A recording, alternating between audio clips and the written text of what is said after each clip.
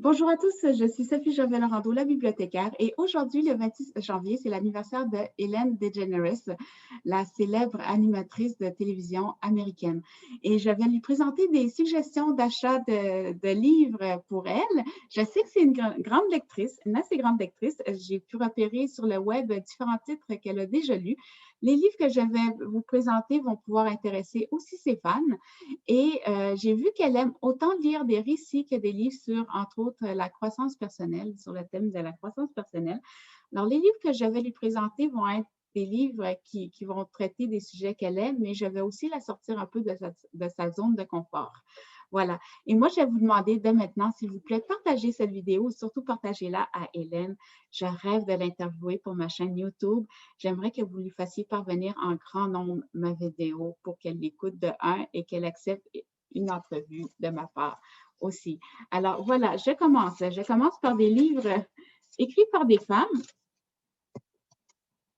d'affaires, Caroline Néron, maison d'édition Pratico.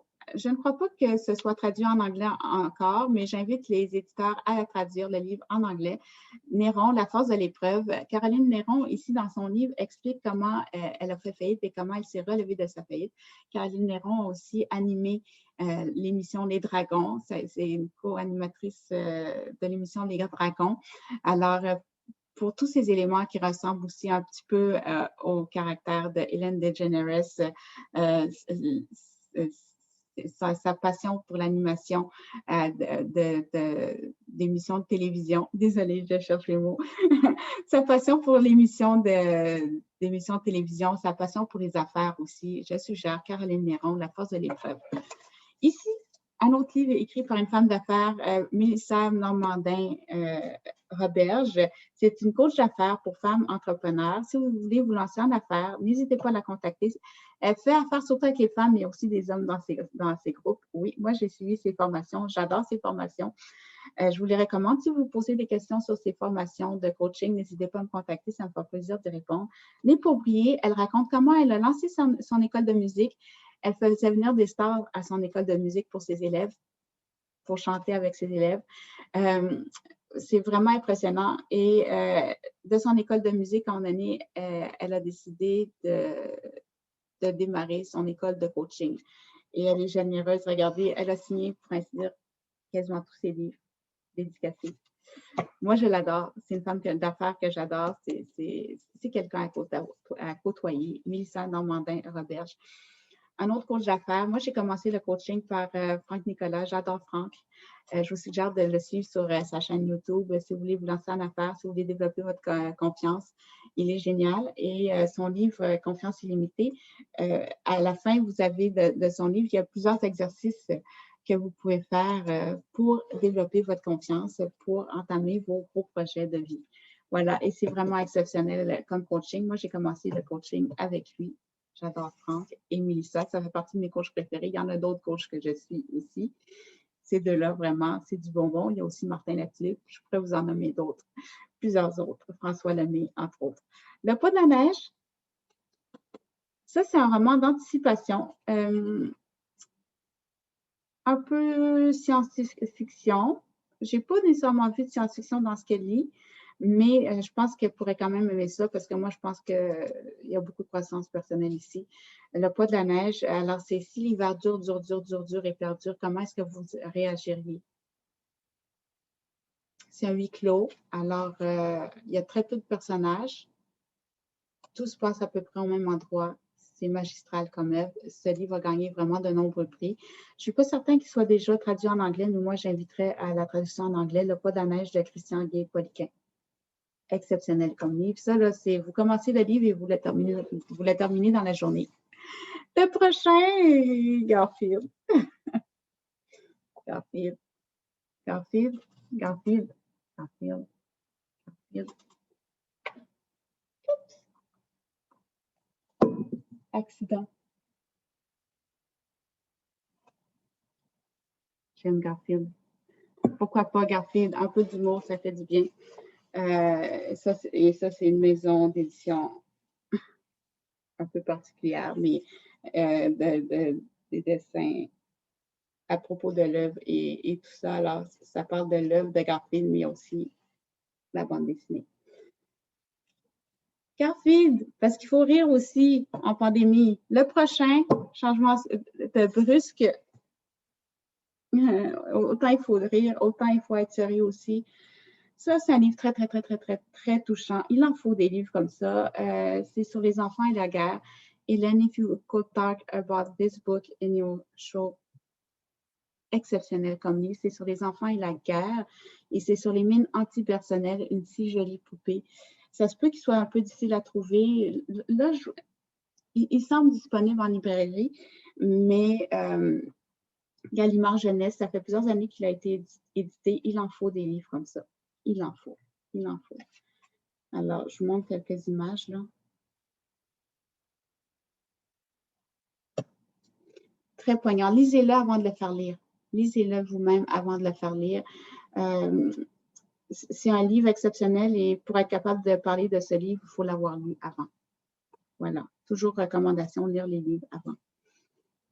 Ici, Penny Rail, j'aime beaucoup. Je sais qu'elle aime les activités zen aussi, Hélène DeGeneres. Et ça, c'est pour, si vous avez des téléphones à faire, ce sont des formes que vous pouvez faire au téléphone pour vous amuser. Et vous pouvez développer votre talent comme ça pour faire du gribouillage et ça permet de vous détendre en même temps. Alors, il y a beaucoup d'exemples qui sont donnés. Moi, les crayons que j'utilise pour faire ça, il y a entre autres les Staedtler et il y a les Sharpie que j'aime bien utiliser pour faire ce genre de dessin. Alors, ça peut être amusant comme activité pour se détendre. Et c'est une activité qu'on peut faire à plusieurs. Et pourquoi pas aussi, vous commencez un dessin, vous le passez à l'autre si vous êtes en famille pour le faire et l'autre le poursuit. Ça peut donner des choses amusantes. Le prochain, parce qu'on fait beaucoup de cuisine en pandémie, soupe repas, Geneviève Evrel. Geneviève Evrel, Miss Sushi à la maison sur ses réseaux sociaux. Je l'ai découverte d'abord sur ses réseaux. Je la trouve fantastique, tellement drôle, beaucoup d'humour, très généreuse, très perfectionniste, j'allais dire, performante aussi. Regardez les recettes. Ça prend pas de traduction là, pour être capable de traduire une recette. Alors, même si c'est en français, je recommande aux anglophones. Voilà, très bon.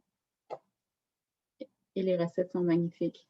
J'en ai plusieurs de cette auteure, Geneviève Evrel, soupe repas sur ses réseaux sociaux. Vous la trouvez avec Miss Sushi à la maison. Parce que Hélène DeGeneres, c'est une femme d'affaires, je suggère les livres de Seth Godin. J'en ai lu beaucoup. Ces livres-là viennent de l'anglais, alors vous les trouverez aussi en anglais. Moi, mon livre préféré, je ne l'ai pas ici, je l'avais pris à la bibliothèque, qui n'est pas nécessairement évident à trouver en français. Et c'est Peu pour le corps, La vache pourpre. Vraiment, là, si vous en avez juste un à lire de Seth Godin, c'est La vache pourpre de Seth Godin. Et vous pouvez le prendre à la bibliothèque. Et à la bibliothèque, il y avait plusieurs semaines d'attente quand je l'ai pris. C'est une œuvre vraiment magistrale de Seth Godin, La vache pourpre. Pourquoi est-ce que des gens font des kilomètres pour aller voir un champ plutôt qu'un autre?